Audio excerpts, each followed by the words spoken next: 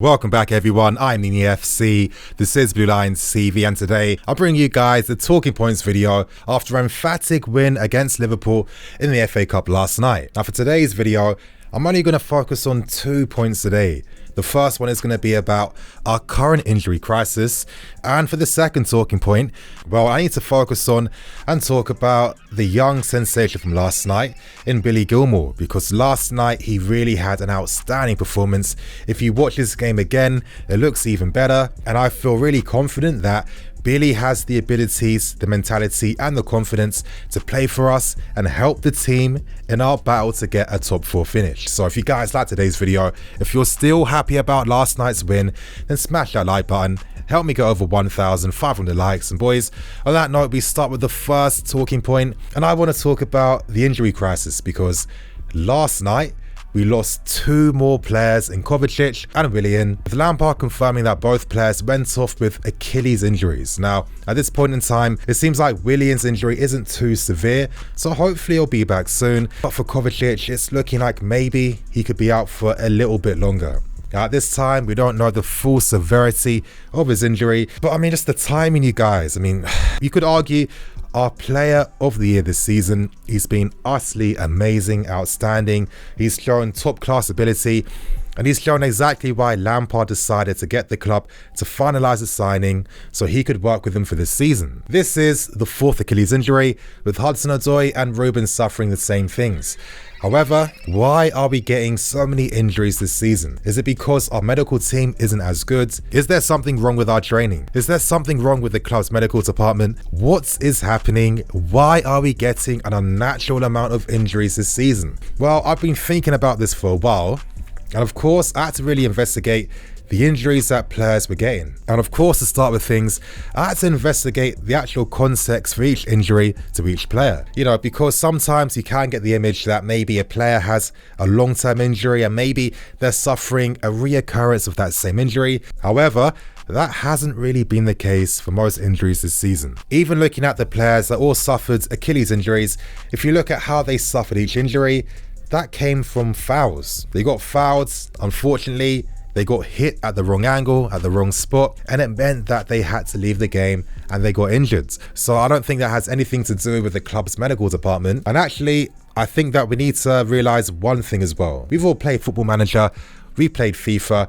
We know that if you play more aggressively, you know, if you're closing the ball down in your opponent's half, well, it means that you're going to get more tired. And naturally, a downside to using systems like this is that you can be more prone to suffering more injuries. And think about it like this. I mean, let's say our player has to press their opponent man for man. You know, they're covering the shadows, they're getting in their face, winning that ball back quickly and aggressively.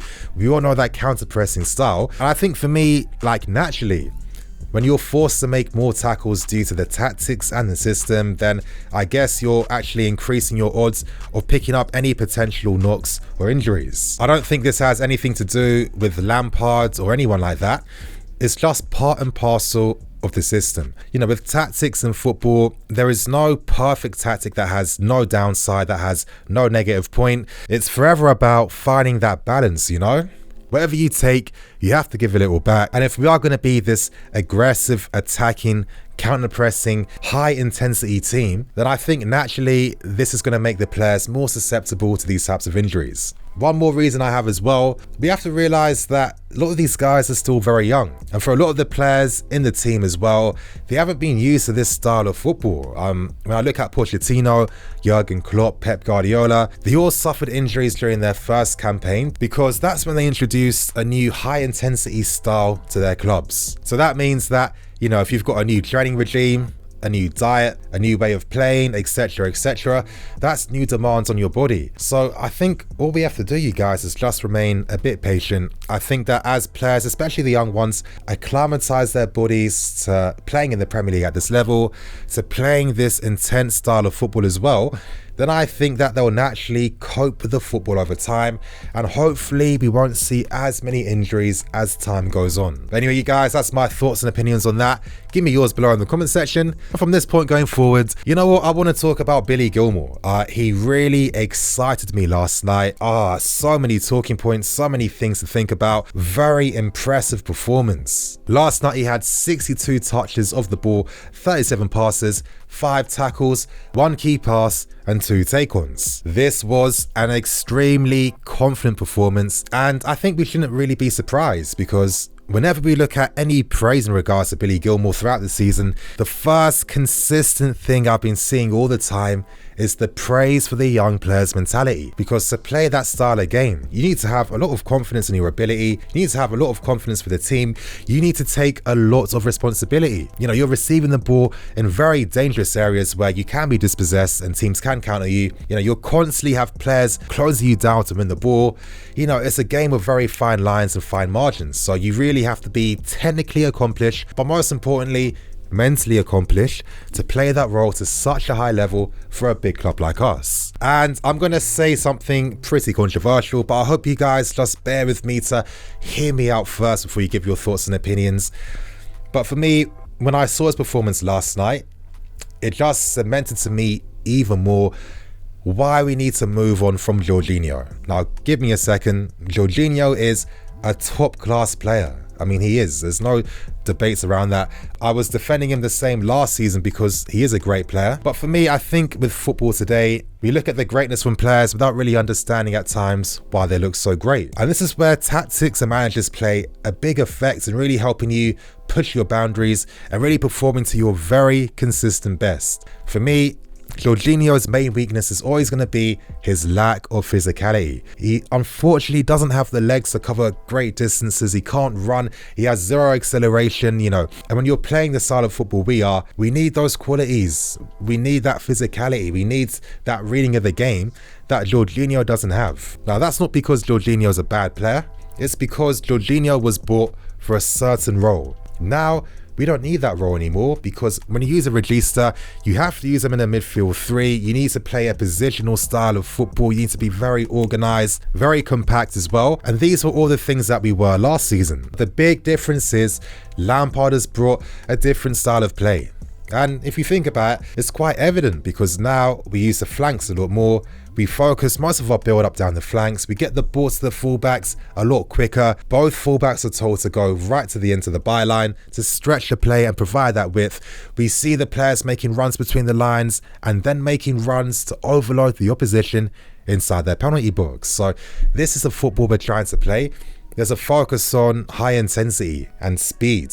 These are the two key things. And unfortunately, as the pace of the game goes on, we've seen from Jorginho that he can struggle. Jorginho needs 2 midfield players around him. And unfortunately, due to the system that Lampard wants to bring to the team, due to the players we're looking at as well, they would be affected if they were forced to play with a regista. So for me personally, and I'm sure that Jorginho and his agent already know this themselves. You know, he's Italian, he's smart, he's a professional player. He wants to play his very best football. He's going to know playing for Juventus is going to be best for his career, because he does have a very niche role. And this is why Gilmour's performance last night really inspired me and gave me even more confidence that we are doing the right things.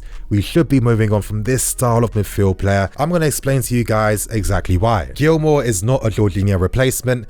Gilmour is not a regista. Gilmour is a deep line playmaker, very similar to classic players such as Cesc Fabregas, Modric, and for me, and probably a player that I feel he has the most comparisons with, Verratti from Paris Saint-Germain. Now, I know, of course, their height, naturally, that's why I'm going to compare them, but it's how they play. You know, you look at Verratti, for a player that's been one of the smallest guys on the field in nearly every single game he plays, you can't boss him around.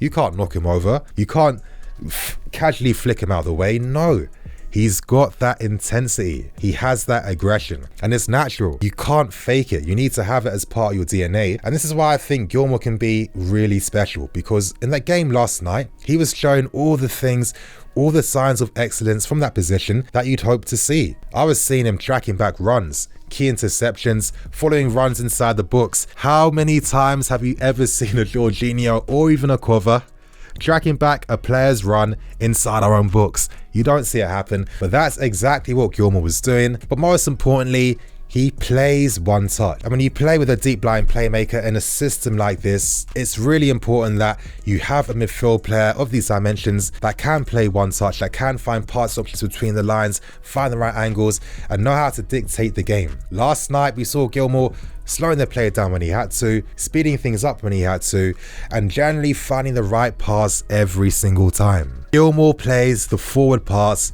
very quickly, very astutely, and it's how he plays the pass. Look at the weight of the ball, look at the spin. It's very nice, and details like this, nuances like this are important, because if you're a player receiving a Gilmour pass, the smoother and weighted it is, the easier it's going to make your life to do what you need to do. Now the question is Gilmour a player that we now fully focus our attentions on and really start to think strongly about his long-term future and how he can impact the team as time goes on? It could be a sign for that, you guys.